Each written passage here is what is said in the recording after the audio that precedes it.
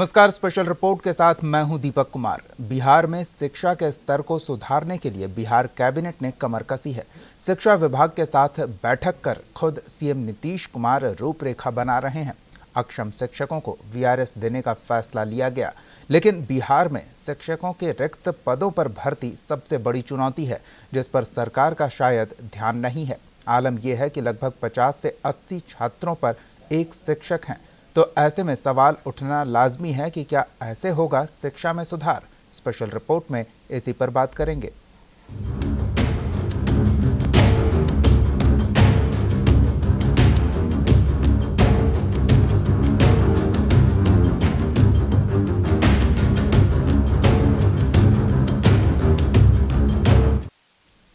बिहार में शिक्षा के स्तर को सुधारने के लिए सीएम नीतीश कुमार और शिक्षा मंत्री कृष्णनंदन वर्मा ने बैठक कर बड़ा फैसला लिया, लेकिन इस फैसले से पहले सरकार शिक्षकों की भर्ती का विषय शायद भूल गई। देखिए रिपोर्ट।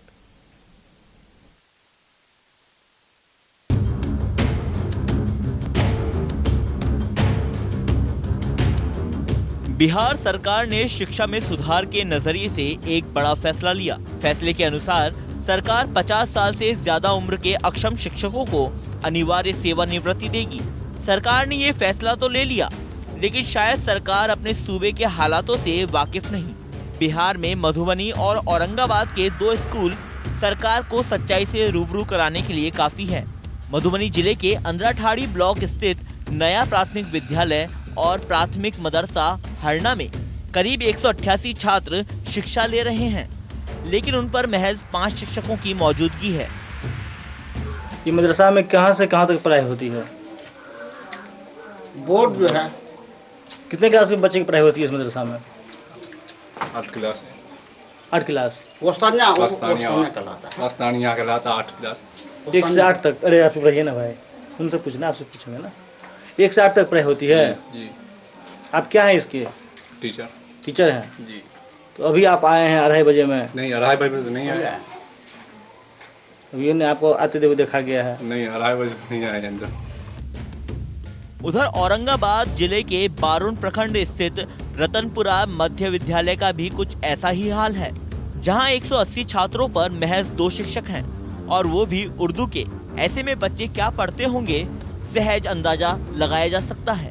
और तो और ये 2 शिक्षक भी समय पर विद्यालय नहीं पहुंचते। स्कूल का स्थिति बहुत ही गंभीर है। यहाँ पर टीचर का बहुत अभाव है। 2 टीचर हैं, जो जिसमें 2 भी उर्दू का है। अब यहाँ पर लेट से आते हैं, टाइम से नहीं आते हैं। 9:30 का स्कूल है, अब आते हैं 10, 11, 12 बजे। 2 टीचर है इसमें, दोनों उर्दू का टीचर हैं। लोग कुछ पढ़ा नहीं पाते हैं, बच्चे को कुछ पढ़ाते नहीं हैं, ऑफिस में सिर्फ बैठे रहते हैं।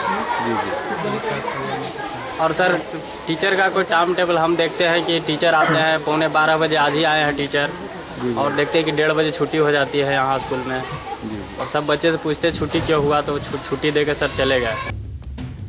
हालात सामने हैं, शिक्षकों की भारी कमी और मौजूदा शिक्षकों का स्तर। दोनों सवाल सरकार के सामने हैं, लेकिन जवाब तलाशने के बजाय सरकार का 50 साल से ज्यादा उम्र के अक्षम शिक्षकों को अनिवार्य सेवानिवृत्ति देने का फैसला थोड़ा अटपटा लगता है। अभी बिंदु उनसे प्रबंधन का नहीं है। बिंदु अभी हमारा प्रॉब्लम है उनकी नियुक्ति का। नियोजन नहीं हो पा रहा है, वो शिक्षक नहीं मिल रहा है। इस पर हम लोग विचार कर रहे हैं कि हम ही लोग, सरकार ही उनका नियोजन कर दे सेंट्रलाइज वे में, और उनको विभिन्न जिलों में जो रिक्ति है उसके हिसाब से भेज दे। हाँ, बिहार में मौजूदा शिक्षकों को भी ये फैसला रास नहीं आया। यही वजह है कि वो सड़कों पर उतरे। यदि सरकार को अपना फैसला सही साबित करना है और शिक्षकों के विरोध को दबाना है, तो शिक्षकों की भर्ती ही एक आखिरी रास्ता बचता है। मधुबनी से राजकुमार झा और औरंगाबाद से दीनानाथ मोवार की रिपोर्ट, न्यूज इंडिया। पहले से ही शिक्षकों की कमी है, और उसके बाद जो 50 साल से अधिक शिक्षक हैं जिन्हें सरकार अक्षम मानेगी, उन्हें जबरन नौकरी से निकाल दिया जाएगा, उन्हें वीआरएस दिया जाएगा। हमारे संवाददाता राजकुमार झा मधुबनी से हमारे साथ फोन लाइन पर जुड़े हुए हैं। राजकुमार, क्या स्थिति है मधुबनी के तमाम सरकारी स्कूलों में शिक्षकों की? जी दीपक, मैं बताऊं, मधुबनी की ही नहीं पूरे बिहार की बहुत बद से बदतर स्थिति है शिक्षकों की। यहाँ मतलब शिक्षा में काफी गिरावट देखी जा रही है। यहाँ तक कि शिक्षक को पीएम और सीएम का नाम पता नहीं। आप देख सकते हैं हमारे फुटेज वीडियो क्लिप में जो जिस तरह से शिक्षक बता रहे हैं, जो देश के बिहार के मुख्यमंत्री का नाम नरेंद्र मोदी बता रहे हैं। इसका आंकड़ा लगाया जा सकता है कि बिहार की शिक्षा व्यवस्था में कितनी गिरावट देखी जा रही है। जी दीपक। बिल्कुल। और शिक्षक वक्त पे स्कूल नहीं आते हैं, छात्रों की संख्या जितनी है उसके अनुपात में क्या शिक्षकों की संख्या उस हिसाब से सही है? नहीं, बिल्कुल ये सही नहीं है। 5 शिक्षक यहाँ पे हैं, 188 बच्चे नामांकित हैं, जबकि बच्चे की संख्या काफी कम देखी जा रही है। जब इस बाबत हमसे पूछना चाहा तो कैमरे पे बताने से कुछ साफ इनकार कर गई वहाँ की एचएम रोशन आरा। लेकिन जी दीपक, काफी दिक्कत देखी जा रही है इसमें। जी। और ऐसे में जब ये खबर मिलती है कि उन शिक्षकों को जो 50 साल से अधिक उम्र के हैं, जिन्हें सरकार सक्षम नहीं मानती है, उन्हें वीआरएस दिया जाएगा, तो ऐसे में जो कमी होगी उससे कैसे निपटने की तैयारी है? जी, यहाँ पे तैयारी काफी जोरों पे चल रही है। ये बहुत शिक्षक इससे तो मतलब दुखी अपने आप को महसूस कर रहे हैं, लेकिन ये अच्छी पहल है। इस तरह से अगर इसको व्यवस्था किया जाए तो शिक्षा में कुछ सुधार किया जा सकता है, और एग्जाम के माध्यम से अगर शिक्षक की बहाली की जाए तो काफी हद तक सुधार किया जाएगा। जी दीपक। जी राजकुमार, छात्रों को किस तरह की परेशानी होती है शिक्षकों की कमी के कारण? जी, सहज अंदाजा लगाया जा सकता है कि कितनी परेशानी छात्रों को होती होगी। जब जो शिक्षक अगर बिहार के सीएम का नाम नहीं बता सकते हैं तो शिक्षक क्या पढ़ाएंगे विद्यार्थी को? जी, हमारे औरंगाबाद संवाददाता दीनानाथ मोहर भी जुड़े हुए हैं। दीनानाथ, क्या स्थिति है वहाँ शिक्षक छात्र अनुपात की? दीपक जी, मैं बता देना चाहूंगा, पहले तो ये रतनपुर गांव जो है बारून प्रखंड में गांव है, महज इसकी दूरी 4 लाइन NH2 से 1 किलोमीटर की दूरी है। स्थिति वहां पर है कि लड़के की संख्या करीब 186 है, लेकिन वहां पर जो शिक्षक है वो 2 शिक्षक हैं, और दोनों जो है उर्दू का शिक्षक है। जो अभी प्रभारी है वहां पर वो भी उर्दू का है, और जो शिक्षक के रूप में है वो भी उर्दू का है। जब उनसे हमारी बात हुई तो उन्होंने स्पष्ट शब्द में कहा कि हम तो उर्दू का शिक्षक है, हम क्या पढ़ाएंगे, हम तो कुछ पढ़ाते ही नहीं है। उर्दू के यहाँ बच्चे नहीं है, मुश्किल से 1-2 बच्चे हैं, उर्दू बता देते हैं, इसके बाद तो बैठे रहते हैं। हम कहें कि आखिर बैठे रहते हैं तो कुछ तो आपका कर्तव्य बनता है बच्चों को पढ़ाने के लिए। लेकिन जब हमें जानकारी ही नहीं हिंदी का है तो हम पढ़ाएंगे क्या? अच्छा, इस बात को बच्चे ने भी सपोर्ट किया। मैं पूरे दिन रहता हूं, पहले तो विद्यालय में शिक्षक। जी,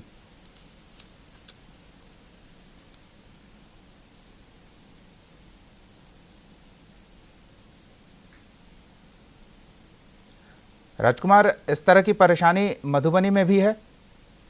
जी हाँ, एक आज मधुबनी में भी इस तरह की परेशानी है। जो मतलब बहानेबाजी करते हैं, जो हम उर्दू के शिक्षक हैं तो हम हिंदी क्या पढ़ा पाएंगे, और कहीं कहीं उर्दू के स्कूल में मदरसा में हिंदी शिक्षक हैं तो वो भी उर्दू पढ़ाने से कतराते हैं। इस तरह की व्यवस्था यहाँ भी परेशानी देखी जा रही है। भारी समस्या है, और ऐसे में किस तरह से इस समस्या का निजात तलाशा जाए, जबकि शिक्षकों की कमी के बावजूद अगर और शिक्षकों को सरकार ने हटाने का फैसला ले लिया है तो ऐसे में स्थिति काफ़ी गंभीर हो जाएगी। हम आपको लगातार तस्वीर दिखा रहे हैं, आप एक बार फिर से देखिए किस तरह से हालात हैं मधुबनी और औरंगाबाद जिले में, और किस तरह की परेशानियां छात्रों के समक्ष उत्पन्न हो रही है।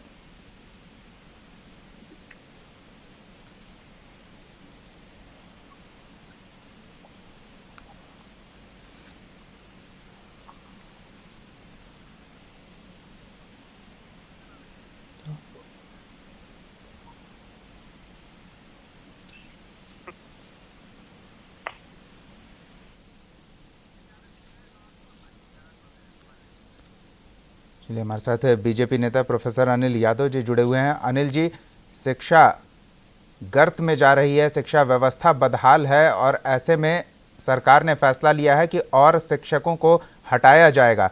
कैसे कमी दूर की जाए, ये नहीं सरकार सोच रही है?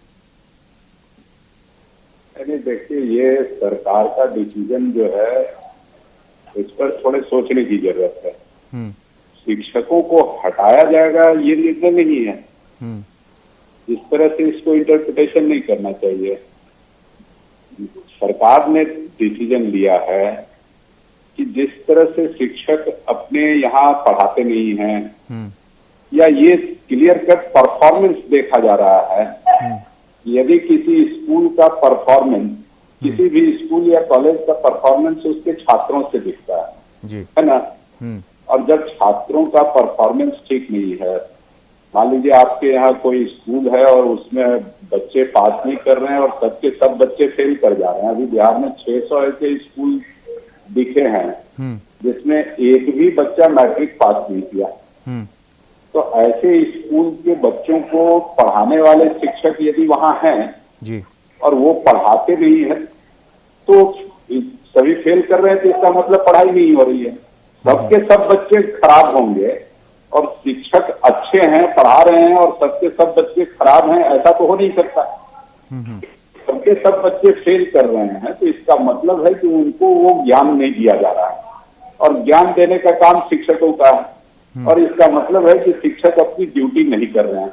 तो ऐसे शिक्षकों के ऊपर एक्शन लेने की बात कही गई और उसमें से जो 50 क्रॉस कर गए हैं शिक्षक, उनको कहा गया है कि उनको हम फोर्स रिटायरमेंट करवा देंगे। फोर्स रिटायरमेंट का मतलब हुआ कि आपको हम रिटायर करवा देंगे, आपको पेंशन तो मिलेगा लेकिन आपकी सर्विस से आपको हम रिटायर करवा देंगे। और जो 50 से कम के हैं उनको एक्सप्लेनेशन देना होगा कि भाई आप इसको पढ़ाइए, ठीक से पढ़ाइए, आप अपने को इम्प्रूव कीजिए, लाइक दैट। तो यानी कि जो पिछले 20-25 सालों से पढ़ा रहे हैं वो अक्षम हो जाएंगे। इस पर एक प्रतिक्रिया भाई वीरेंद्र की भी लेंगे, आरजेडी विधायक हमारे साथ जुड़े हुए हैं। भाई वीरेंद्र जी, जिस तरह से सरकार ने फैसला लिया है शिक्षकों को लेकर, कैसे देखते हैं इसे? होंगी है और केवल बातों पर ये भरोसा करती है, काम करने में भरोसा नहीं करती है। एनडीए के जमाने से ही शिक्षा व्यवस्था इतना लूंज पूंज है और एक जिला के लोगों की बहाली कई विद्यालयों में बिना जांच पड़ताल के किया गया और ये भी बहुत बड़ी साजिश है कि 50 वर्ष के उम्र के लोगों को रिटायरमेंट जबरदस्ती करेंगे। उसमें भी बहुत बड़ी साजिश है कि लोगों को रिटायर करके VRS दिलवा के और अपने लोगों को बहाल कराने का काम। ये शिक्षा व्यवस्था सुधारने की बात नहीं कर रहे हैं। ये केवल सिर्फ और सिर्फ अपने समर्थकों को, अपने जिला के लोगों को बहाल करने के लिए ये व्यवस्था की गई है। शिक्षा का सुधार इस सरकार से संभव नहीं है। एनडीए के जमाने से ही शिक्षा का स्तर इतना गिर गया है कि जिसका जल्द हंसाई हो रही है पूरे दूसरे प्रदेशों में। बिहार का इतना घोटाला हुआ है शिक्षा में और जो हेड बने हुए हैं शिक्षा का वो भी आज हेड ही है वहां पे। बताइए, ये लोग उसमें जोड़े हुए लोग हैं। कई लोग का खुलासा मैं करूंगा आने वाले समय में। जिस तरह से आरजेडी के लोगों को, कांग्रेस के लोगों को कई केसों में फंसाया जा रहा है, ये साजिश है कि ये आरजेडी के लोग, कांग्रेस के लोग हमारा खुलासा नहीं कर सके। और खासकर मेरे ऊपर तो इतना सरकार लगी हुई है कि हम आज तक कोई बिजनेस नहीं किया लेकिन हमारे ऊपर भी केस। भाई वीरेंद्र जी, वो अलग मुद्दा है, उस पर अलग बात किया जा सकता है। लेकिन अनिल जी, ये कहना कि जो 25-30 सालों से पढ़ाते आ रहे हैं वो सक्षम नहीं है पढ़ा पाने में, नई जो शिक्षकों की फौज बिहार सरकार ने स्कूलों में भेजी है, क्या उन पर भरोसा है सरकार को? नहीं, आप 30 वर्षों से काम कर रहे हैं, आप सक्षम हैं या नहीं हैं, ये प्रश्न नहीं उठ रहा है।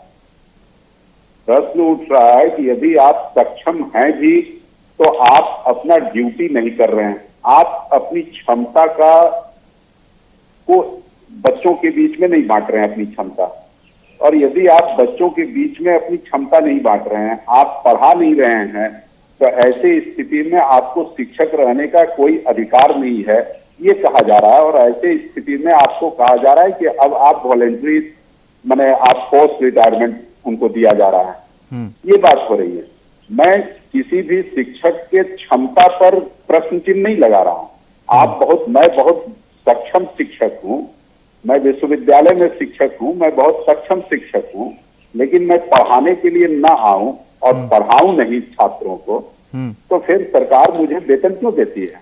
तो फिर इस कर्तव्यहीनता को लेकर VRS का तोहफा सरकार क्यों दे रही है? जब सरकार मान रही है कि वो अपनी जिम्मेदारियों का निर्वहन ठीक से नहीं कर रहे हैं तो सीधे बर्खास्त किया जाए।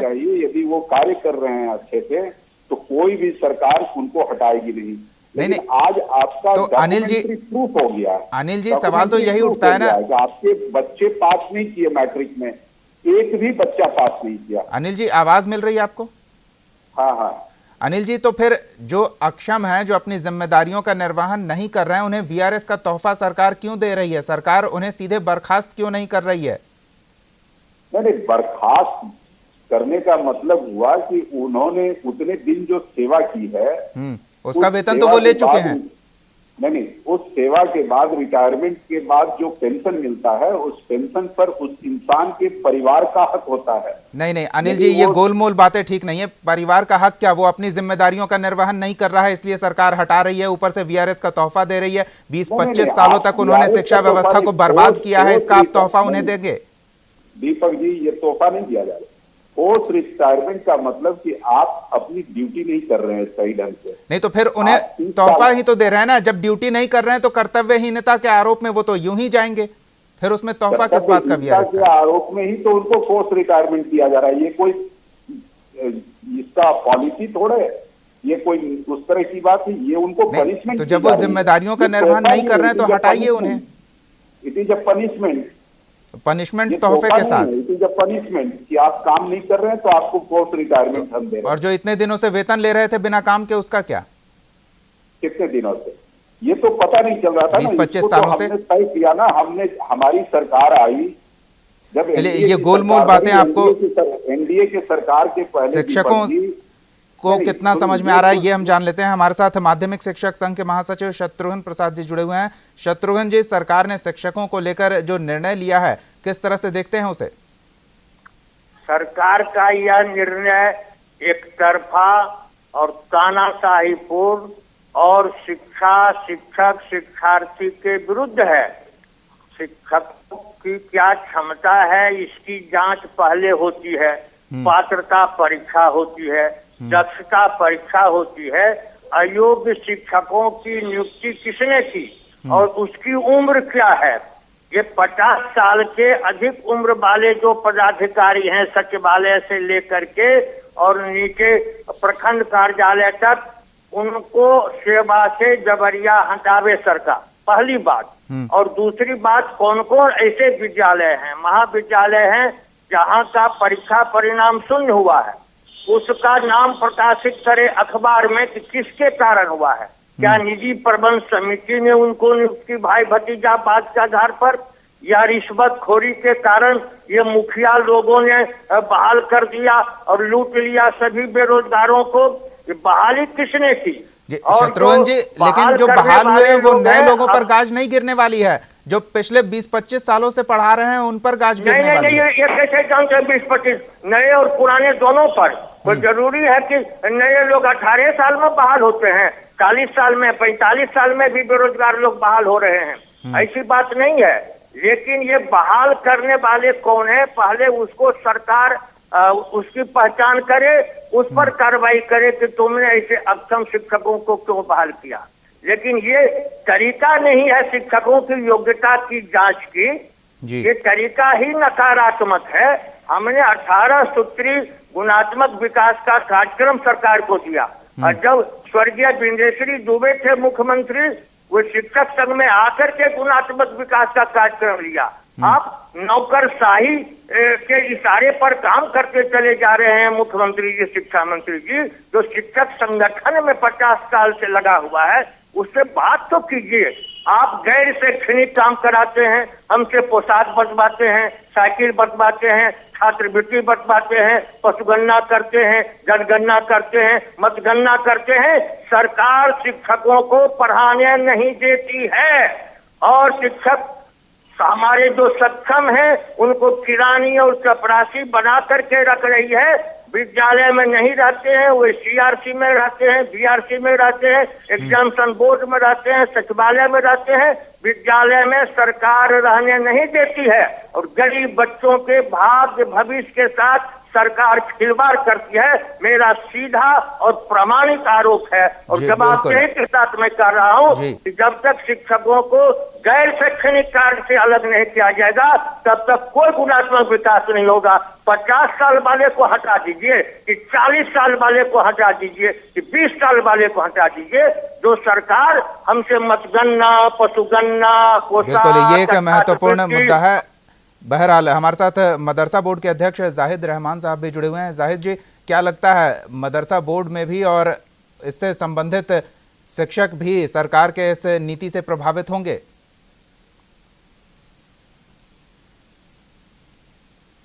जाहिद रहमान जी सुन रहे हैं आप? चलिए, संभवतः आवाज नहीं पहुंच रही है। बहरहाल भाई वीरेंद्र ने एक गंभीर आरोप लगाया और साजिश की ओर इशारा किया। इस पर जरूर जवाब अनिल जी के लेंगे। अनिल जी, उन्होंने कहा कि ये पुराने बहाल लोगों को हटाकर अपने कार्यकर्ताओं को शामिल करने की साजिश है। भाई वीरेंद्र आरजेडी के बड़े नेता हैं और अभी विपक्ष में है, तो और सत्ता से हटने के कारण थोड़ी परेशानी है, छटपटाहट है। सत्ता सुख भोग रहे थे, पूरे भ्रष्टाचार का आरोप इनके महागठबंधन की सरकार में शिक्षा जगत में लगा था और पूरे विश्व में शिक्षा जगत बिहार का बदनाम हुआ था इनके ही शासनकाल में, महागठबंधन के शासनकाल में।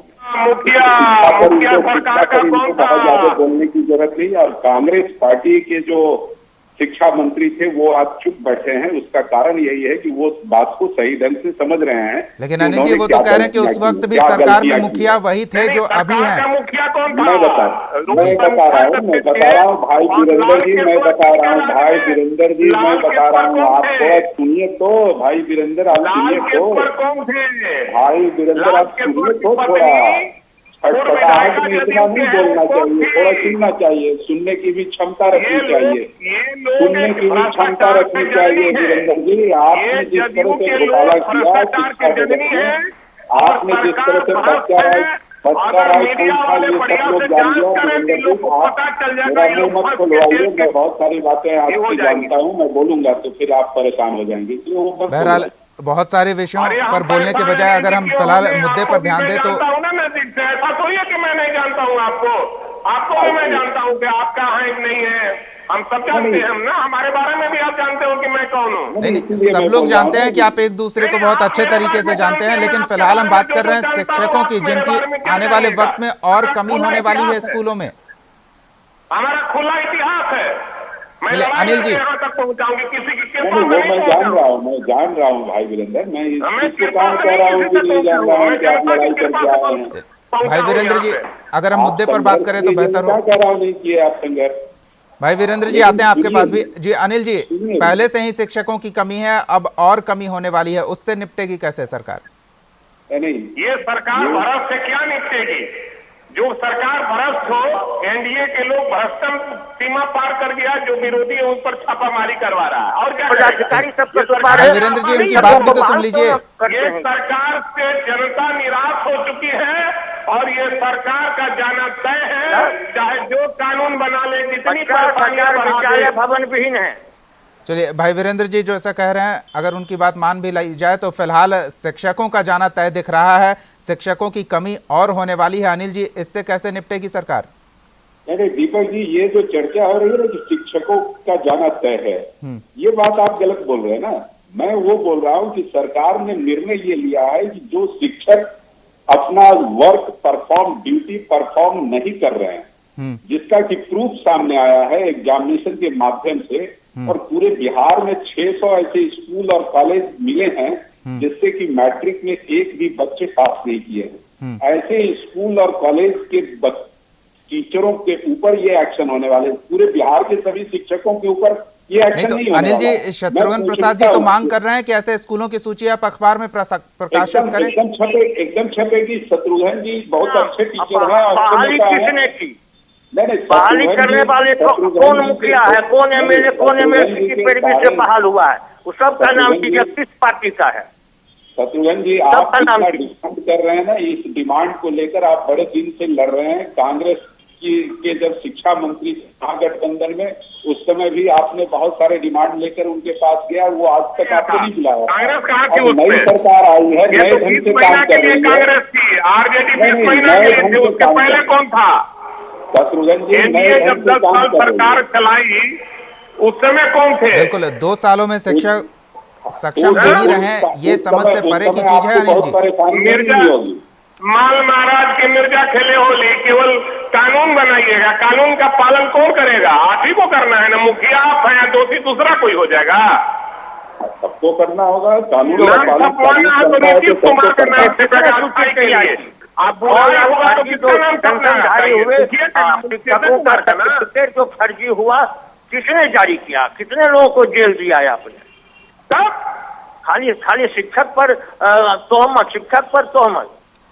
चलिए, बहरहाल देखने वाली बात होगी कि क्या परिणाम निकलता है, लेकिन शिक्षक संघ सरकार के इस फैसले से संतुष्ट नहीं है। बहरहाल वक्त हमारे पास नहीं है। बहुत बहुत धन्यवाद हमारे साथ जुड़ने के लिए प्रोफेसर अनिल यादव जी, भाई वीरेंद्र जी, शत्रुघ्न प्रसाद जी, आप सबका बहुत बहुत धन्यवाद। और हमारे संवाददाता राजकुमार झा और दीनानाथ मुहार भी जुड़े हुए थे, दोनों का बहुत बहुत धन्यवाद। स्पेशल रिपोर्ट में फिलहाल इतना ही। आप देखते रहिए न्यूज़ इंडिया।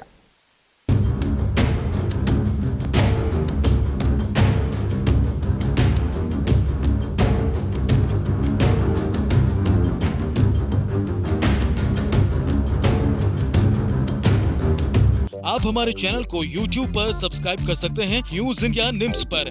इसके अलावा आप ट्विटर पर भी हमें न्यूज़ इंडिया 17 पर फॉलो कर सकते हैं। फेसबुक पर आप newsindia.nimsUnai पर हमें लाइक कर सकते हैं।